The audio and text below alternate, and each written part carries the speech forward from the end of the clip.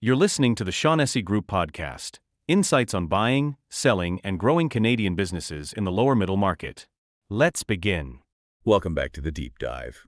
Now, if you're a successful business owner in Canada and your annual revenues are sitting right in that complex mid-market sweet spot, let's say somewhere between $5 million and $50 million, you already know selling your company isn't just, signing some papers. It's a huge strategic moment, right? A defining one. It really is. And that mid-market size, it's fascinating because, well, you're too big for maybe a local broker, but often you're still a bit too small for the giant international investment banks to really focus on. Right. Kind of stuck in the middle. Exactly. In this segment, it specifically demands some unique strategic thinking. You're dealing with complex operations. You're often attracting very sophisticated buyers like private equity. And you almost always run into cross-border issues. I mean, just given how connected the Canadian economy is. That makes a lot of sense. The stakes are definitely high. So, okay, the mission for this deep dive today is really to cut through some of that chaos. We're taking the advice we've gathered and essentially assembling the ultimate advisory team for that specific Canadian mid-market sale. Yeah, the goal is to clearly lay out the 5 core professional roles you absolutely need. Need them to maximize your valuation and, maybe just as importantly, insulate yourself from risk. And the key takeaway shouldn't just be like a list of job titles, right? No, not at all. It's really about understanding the function of specialized expertise. I mean, if you hire a generalist team, you are almost by definition either leaving millions of dollars of value on the table or exposing yourself to potentially millions in liability. Okay, let's unpack that, because that's a bold statement.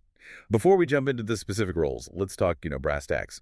Why is this specialization so mandatory for this $5 million to $50 million group? Why can't the team that got me here, my longtime lawyer, my great local accountant, why can't they get me out? It really boils down to the buyer. The nature of the buyer changes dramatically at this level. Yeah. You're probably no longer selling to, say, a friend or a local competitor down the street. Right. You're often selling to institutional capital or maybe sophisticated international companies. And these buyers, well, they just don't tolerate gray areas. I can imagine. Okay, so what kind of gray areas do generalists typically miss? Where do things fall apart? Well, start with just the operational complexities. Even a Canadian company of this size, it might operate in multiple provinces or have international customer data, things like that.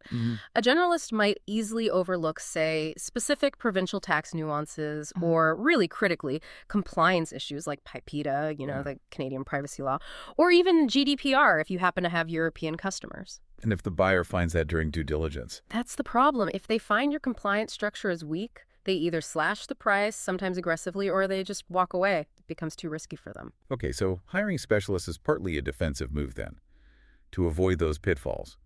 But what about the other side? How do these advisors actually help get those, those massive price tags we sometimes hear about? How do they maximize the value?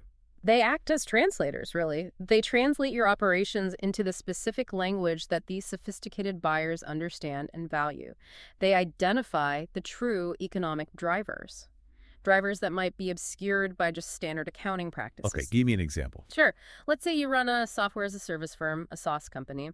A generalist advisor might just focus on your historical revenue, maybe overall profit margin. Which seems standard, right? It is standard for some businesses, but a specialized M&A intermediary in the tech space knows that sophisticated PE buyers care infinitely more about your monthly recurring revenue, the MRR, and your churn rate. The subscription metrics. Exactly. They apply industry-specific multiples to that MRR, not just your bottom-line profit.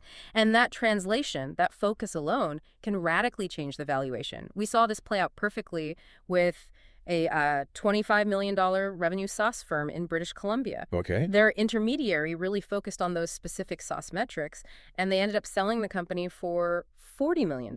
Wait, 40? On 25 revenue? That's a huge difference.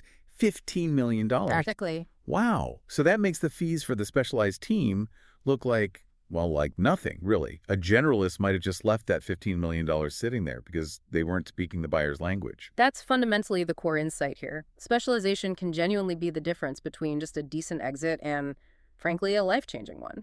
Okay, let's pivot a bit to risk minimization. You mentioned that's equally critical, especially the cross-border stuff for Canadian firms. Tell me more about that complexity. Right.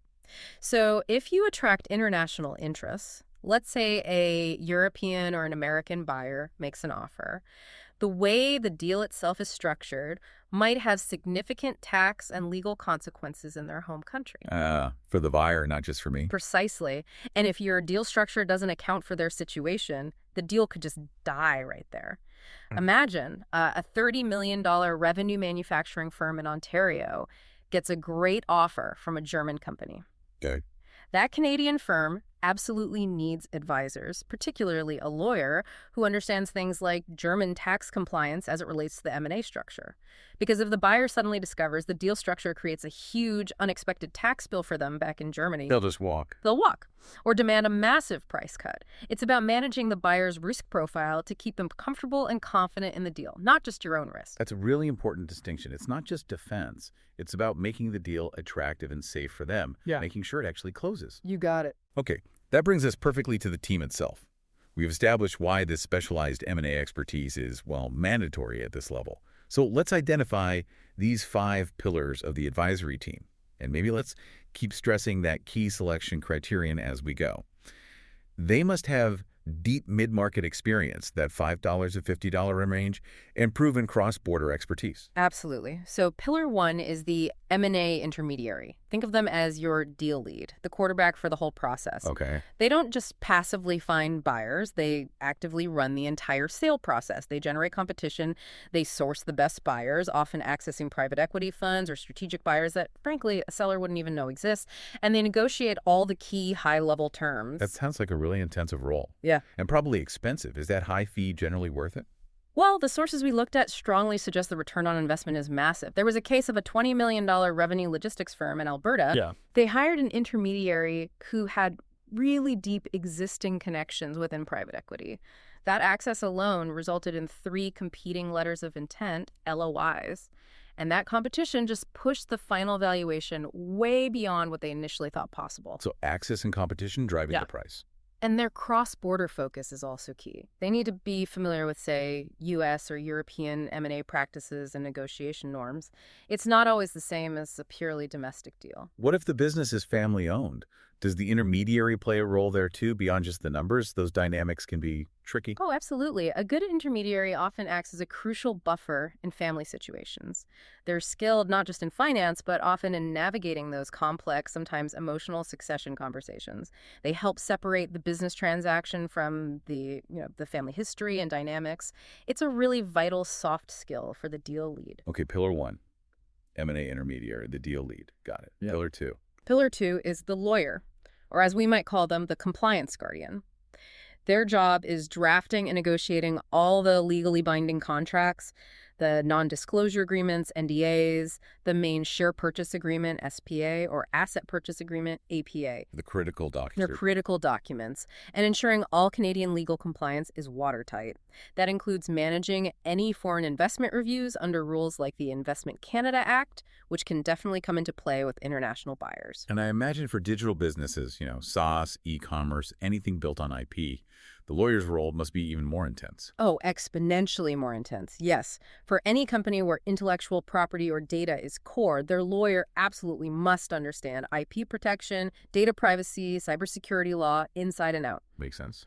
We saw a great example. A $12 million revenue SaaS firm in Vancouver. They specifically needed to select a lawyer who was familiar with negotiating something called tech stack warranties. Tech stack warranties. Yeah, it essentially protects the seller from liability if, say, the underlying software code or critical systems have unforeseen problems after the sale closes. If your lawyer misses, including strong reps and warranties like that, you, the seller, could be seriously exposed down the road. Wow, okay. Crucial detail. All right, let's move to the money itself. Pillars 3 and 4. The financial core. Why do we need both an accountant and a separate tax advisor? This is where I think some mid-market owners might start asking about costs piling up. It's a fair question, but it really comes down to specialization versus optimization. Think of Pillar 3, the accountant, as focused on historical fact and compliance. Okay. Their role is preparing the clean, accurate historical financial statements, making sure basic compliance like GST, HST is totally buttoned down, and supporting the buyer's initial due diligence requests with solid data. We saw a case, a $15 million revenue manufacturer in Ontario. Yeah. Their accountant found and resolved a $200,000 GST-HST discrepancy before the buyer started digging. Fixing that potentially saved the deal right there. It's about clean historical facts. Okay, so the accountant is looking backward, ensuring accuracy. Yeah. Then pillar 4, the tax advisor, is looking forward. Exactly. The tax advisor is purely focused on the outcome on strategic tax planning and deal structuring to maximize your net proceeds after tax. They're the masters of optimizing tax efficiency.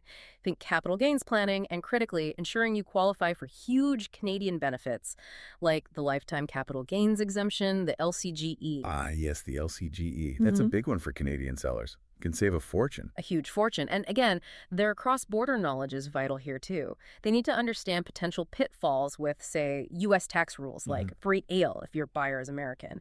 There was a $20 million tech firm in Vancouver. Their specialized tax advisor structured the deal specifically around LCGE rules and ended up saving something like $250,000 per shareholder. Wow. Yeah, savings like that make the advisory fee seem pretty negligible, right? It's value preservation on a massive scale. Definitely puts the fees in perspective.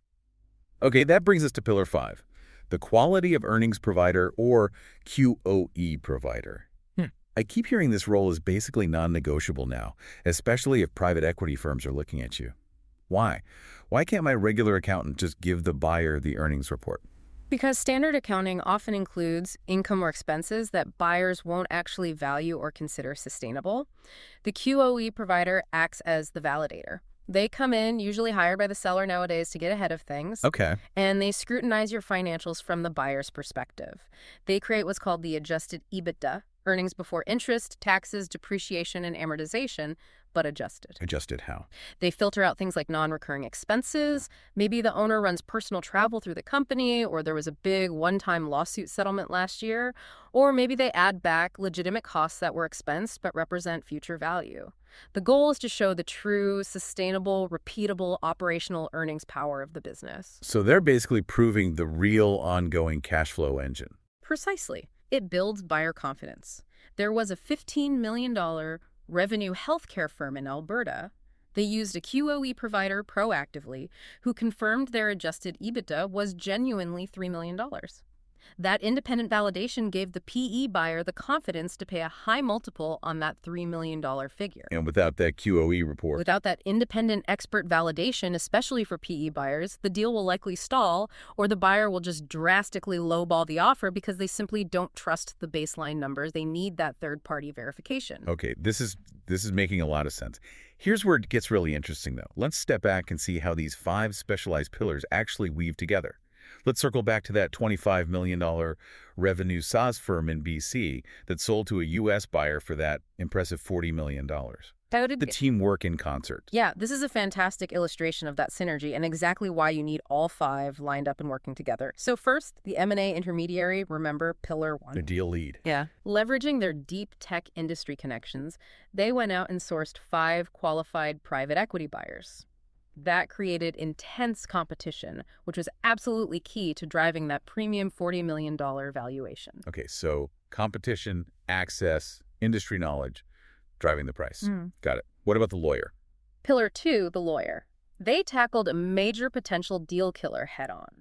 They ensured the company had comprehensive GDPR compliance because it had some European customers. Ah, the European privacy rules. Exactly. By proactively addressing that, before the U.S. buyer flagged it, they neutralized a huge international regulatory risk. Otherwise, the buyer absolutely would have used that uncertainty as leverage to negotiate the price down. Smart. Risk and neutralized. Okay, and the financial verification piece. That's where pillars 3 and 5, the financial core, really shone. The accountant, pillar 3, had prepared all the clean, reliable historical data. Then the QOE provider, pillar 5, came in and independently confirmed that the company was indeed generating a sustainable $5 million in adjusted EBITDA. Validated number. The validated number. That external verification gave the U.S. buyer the rock-solid confidence they needed to close at that high multiple based on the $5 mob EBITDA. And then finally, tax advisor. Pillar 4. You got it. The tax advisor structured the transaction details specifically to maximize LCGE eligibility for the Canadian shareholders. That move alone saved the selling shareholders collectively about $500,000 in personal taxes. Wow. That really is the definition of a comprehensive integrated strategy, isn't it? Yeah. It just perfectly shows how investing in that specific expertise pays off multiple times over in access, in valuation, in risk reduction, and in tax savings. It really does. It aims to leave nothing to chance in a high-stakes transaction. So for the listener who's absorbed all this, what's the immediate actionable next step? If they're thinking about selling in the next few years, when should they actually start assembling this team? Well, the advice we've gathered points to a surprisingly tight timeline. It suggests that within about 14 days, just 2 weeks of really defining your why sell statement. Your core reason for selling, right? Yeah, exactly. Your fundamental reason, maybe it's retirement, maybe you need growth capital, maybe it's succession planning. Within 14 days of clarifying that, you should be actively identifying and starting to interview potential advisors for these key roles. 14 days. That's fast. It is. It implies you need a structured process, maybe using something like an advisor hiring checklist to evaluate candidates systematically. And the absolute priority in those evaluations has to be that proven, specialized, mid-market, and cross-border experience.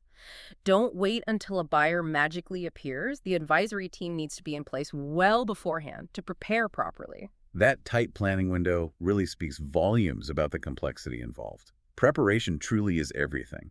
And what's really fascinating when you look at all this is how success in a mid-market sale today hinges almost entirely on getting that specialized expertise that can handle both the very specific industry demands like we talked about with tech stack validation or MRR for SaaS, and navigate those really thorny global tax and legal complexities.